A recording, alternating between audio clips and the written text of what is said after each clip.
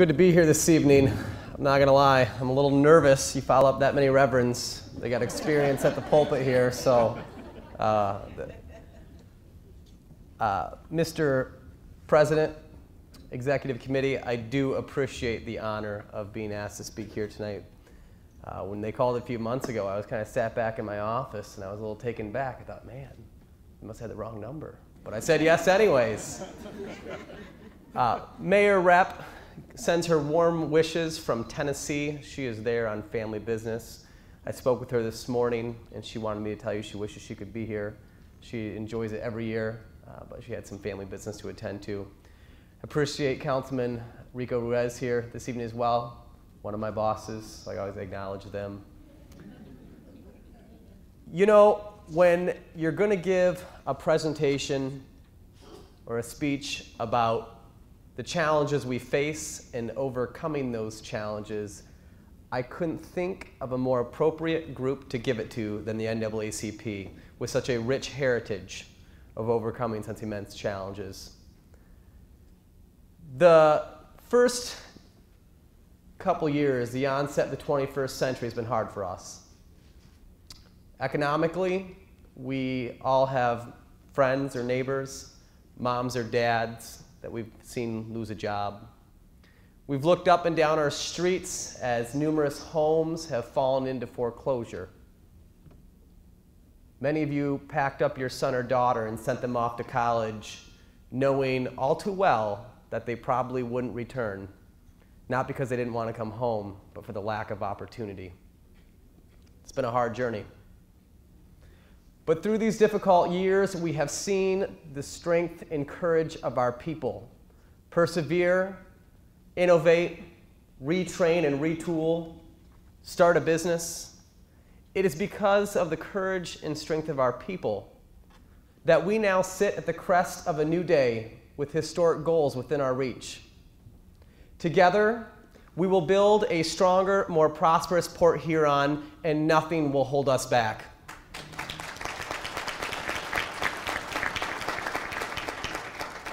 But to begin, we need to start with the basics of good government. When I took the oath of office in June, I inherited over a $500,000 deficit in our general fund. On top of that, there was about a $5 million perpetual deficit in our utilities. In addition to the bills of today, we have over $207 million of outstanding liabilities, unfunded pensions, CSO debt, and unfunded post-retirement health care benefits. These deficits are staggering, and they present a clear and present danger to essential services and public safety and the future viability of our community. And if left unchecked, they will endanger our economic viability and economic growth for future generations. Because of that, as many of you have read in the local press, on TV, our mayor and council have taken bold leadership to address the deficits in the general fund, which is the same fund that pays for police and fire protection and essential services.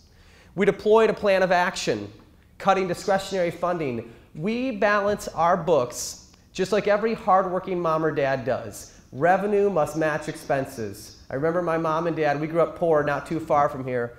At the end of every month, they would get their little ledger out. And oftentimes it ended in tears because it didn't match up. But we balance our books the same way. We've developed new partnerships with the Port Huron Museum, where we're collaborating over the course of the next 12 months to reduce costs and ensure the long-term viability of that critical public asset and all the resources. We're working to curtail and manage overtime to reduce costs by more than $100,000 or 20%. In the next few weeks, our mayor and our council will tackle an issue that has plagued this community for far too long, and that is the spiraling deficits in the utility funds. We've taken bold moves to cut about $2.7 million of operating expenses through energy efficiency projects, agriculture-based applications for our wastewater runoff. But still, there are difficult decisions that need to be made. Most recently, I was asked at a community forum, and someone said, well, we worry about the politics of these decisions you're making. Are they good political decisions? Let me be very clear tonight. We are not focused on making good political decisions. We are focused on making the right decisions. This is not about the next election. This is about the next generation. And that is where our focus is. Together over the coming year, we will address the long-term liabilities that endanger future generations. We will work together to make difficult decisions to balance our books. But together, we will build a financially secure Port Huron for the next generation, and nothing will hold us back.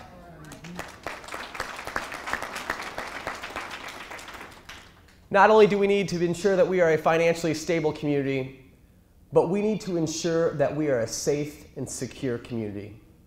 In the 21st century, no mom or dad should have to worry about their kid walking home from school. And in the 21st century, no mom or dad should take their kid to a city park only to watch a drug deal go down. And for far too long, the Port Huron Police Department was viewed as an occupying army rather than a partnership for community good. But we've made sweeping reforms, bold reforms. We've developed 18 community policing zones, meaning it used to be you had a community liaison officer. Well, now every police officer is a community liaison officer with designated coverage to 18 different zones. So the hardworking mom or dads in our community, they know the officer that works the beat in their neighborhood. They know how to get a hold of them, and that officer knows them. That officer knows who should be playing in that park and who shouldn't be. So we've done that. We've also, our major crimes unit has deployed a new NET team, our neighborhood enforcement team, to combat drug crimes and crimes that address quality of life.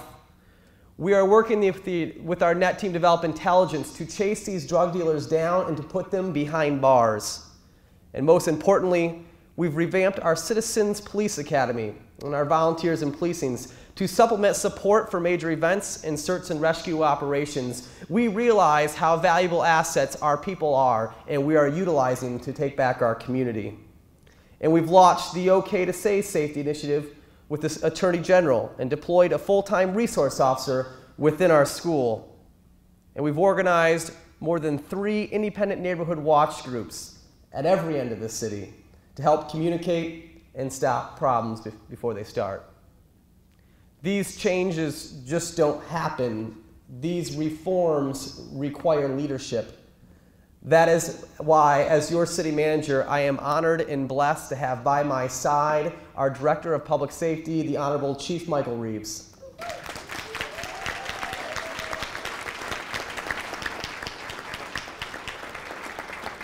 There's more to do. There's more to do. We will improve relations through increased presence at Port Huron schools with designated patrol, K-9 presentations, and sweeps. And we will work with police prevention programs like DARE and Capture and Fast 50 and the Explore program. And we will decrease criminal hotspots using GIS mapping. There's technology out there. We can actually use data-driven, proactive patrols in our neighborhoods. And most importantly, we will improve community relations by increasing the department's anti-crime programs in the community. We will increase the number of neighborhood watch programs, and we will increase acute community awareness through additional programs designed to educate and empower our citizens. You are our greatest resource, and we will partner with you. But we also recognize that the greatest deterrent and prevention to crime is a quality education. You know, I grew up not too far from here on the corner of Allen and Griswold Road in Sparlingsville. We grew up pretty poor, and I was the free and reduced lunch kid. I was so poor I didn't know I was poor until I got about to middle school. And I look back at my own life, and I think, how does a kid growing up in poverty on the corner of Allen and Griswold Road grow up to become the youngest city manager in U.S. history?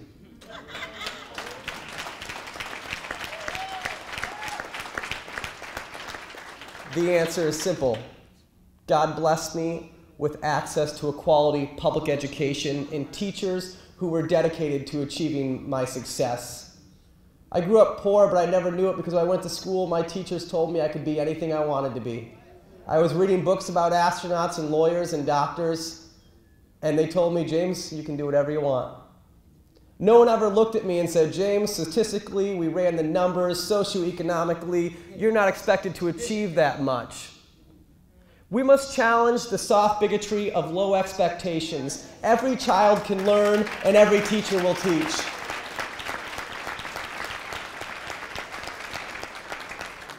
We're all aware of the challenges Port Huron schools have had. And we are blessed with new leadership. A brilliant man named James Kane, our new superintendent of schools. Jamie, please stand up.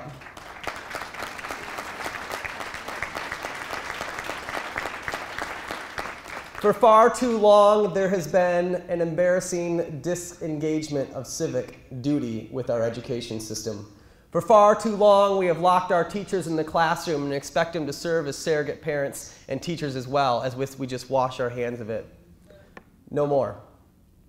We will build a partnership with our community schools. We will increase student and academic achievement through the implementation of a aligned K-12 curriculum with a high-quality focus on instruction on a daily basis. And we will work to personalize learning for each student through 21st century technologies and differentiated instruction models. And we'll create a culture of excellence with clear expectations and a focus on extraordinary customer service and the urgency to meet the needs of every student, of every family, every day. And we will prioritize our financial resources with the unwavering focus on student learning and achievement. But a quality K-12 education isn't enough in the 21st century economy. The jobs of tomorrow require additional training, advanced manufacturing. I recently did a tour of U.S. Fairthane, one of our largest employers in the city. They employ over 300 people. I asked them, I said, what's the greatest struggle you have? And they said, we're struggling to find people who know how to program our computers and our robots. They're so desperate that they're literally taking people off the line and paying for them to go to St. Clair County Community College to learn these skills. They're even going through the high schools now to poach brilliant young minds to send them to school because they need this talent. We must work to enable our students to achieve something their parents never had an opportunity, and that is a college education. There's an amazing program we have that we don't tout enough and we don't talk about enough, and that's called Middle College. Currently, there is 540 Port Huron area school kids who are simultaneously taking classes at St. Clair Community College for free, earning a high school diploma and a college degree in a high job demand markets like business, advanced manufacturing, and information technology. In the next 3 years, we will grow this program to reach at least 1,000 students so that every child will have an opportunity to succeed in the 21st century economy with the skills necessary to land a job with the 21st century job demands. To be a vibrant community for now and for years to come, we must expand and grow. First and foremost, within the next 5 years, our goal is to create 1,000 new good-paying jobs in Port Huron and to increase our residents by 1,000 people. And here's how we're going to do it. Just recently, you may have read that Eisman Automotive Group announced that they will be creating over 300 new jobs in Port Huron. That's thanks in large part to the hard work of the St. Clair County Economic Alliance. Tonight we have representing them David Haynes, if you would please stand up, who is also a school board member. We understand that government does not create jobs. We don't. But we can create a conducive environment where free people, free enterprise, and free markets work. And we're seeing that right now in our downtown. We are seeing a renaissance take place, not because government is leading it, but because government got out of the way. We have streamlined our permitting process so you can get a permit and open a business without hassle or red tape.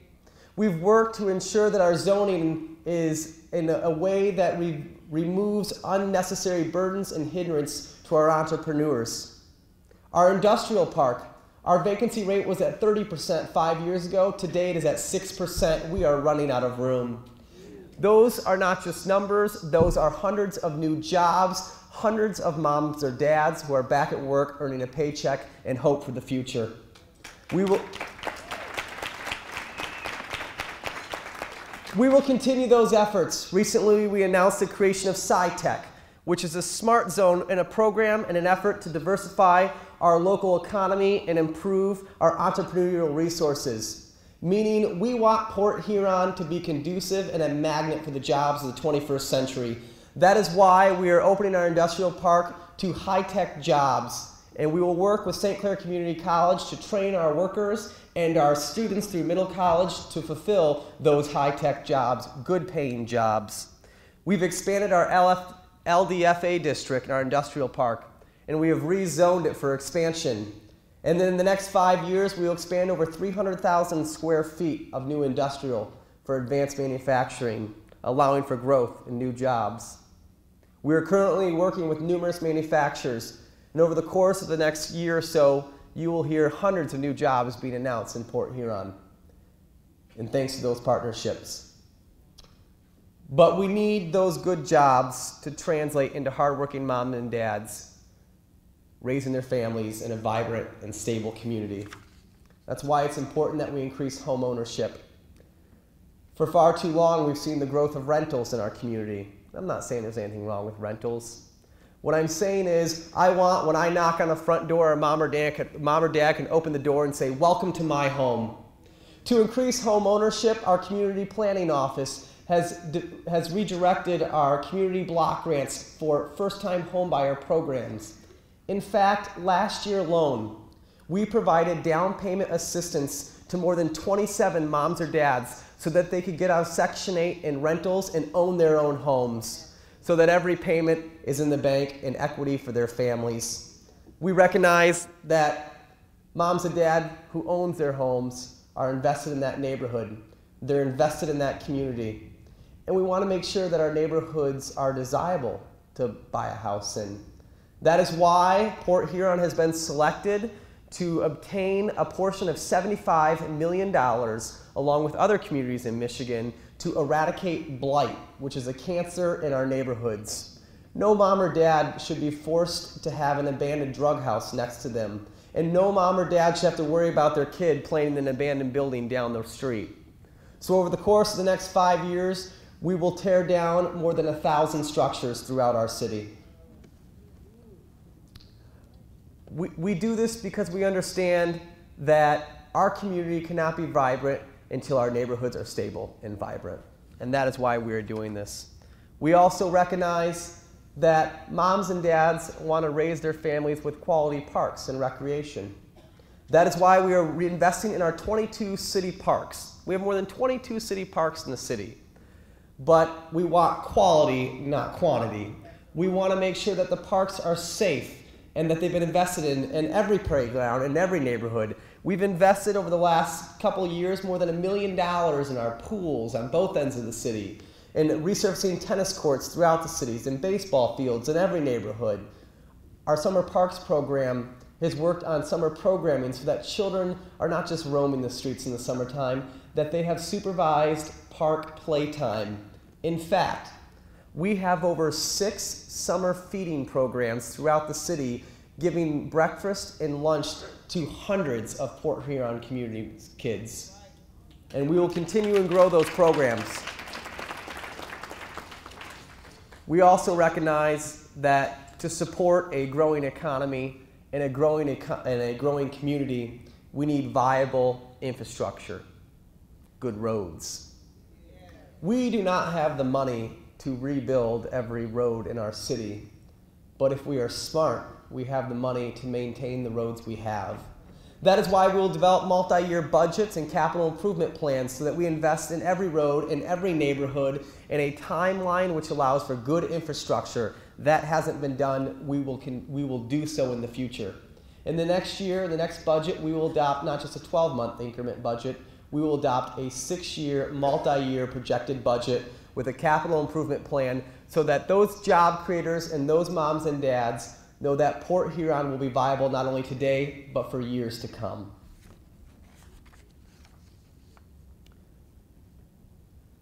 What I spoke about tonight is a pretty aggressive plan for government. But it would be dangerously naive to think that government has all the solutions for our community. It wasn't meant to work that way. There are certain needs in our lives and voids in our lives that only Jesus Christ can fill. And that is why, as your city manager, tonight I pledge to you that we will partner with faith-to-faith organizations throughout our community, like Operation Transformations and the most powerful Sons Ministry. I love it when you guys visit my office. We are a society which is hard to be dazzled. It is hard to awe us. We have the new iPhones, the latest technology. It's really hard to awe us. But I still believe that there is wonder-working power in the blood of Jesus Christ. And I believe that there is a God in heaven. I believe that there's a God in heaven who has a plan for our lives, a plan to give us hope and a purpose.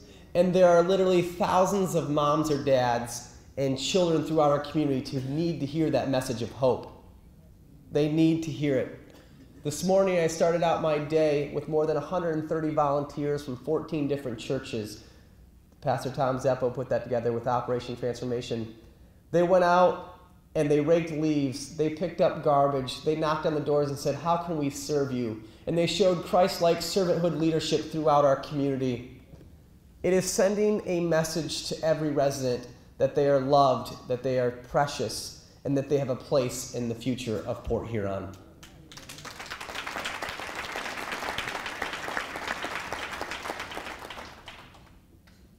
A lot of people ask, there's so many positive developments going on. What is it that makes you most excited about the future of Port Huron? And it's very simple. It's because I know the character of our people. Strong, idealistic, and hopeful. And I know somewhere tonight, out on Chestnut Street or Lakeshore Drive or Griswold, there's a hardworking mom or dad just trying to get on with their life, looking at you and me, the leaders of this community, and looking at the agenda I've laid out, and they're asking us, why me? Why us? And why now? And the answer is simple. God has placed us in this moment in time, in this place in history, and for such a time as this, and the task is ours to do. And I believe that if our courage is strong and our spirit is right, the people of this great community will stand with us. Thank you so much for this opportunity to speak to you. Thank you. Thank you.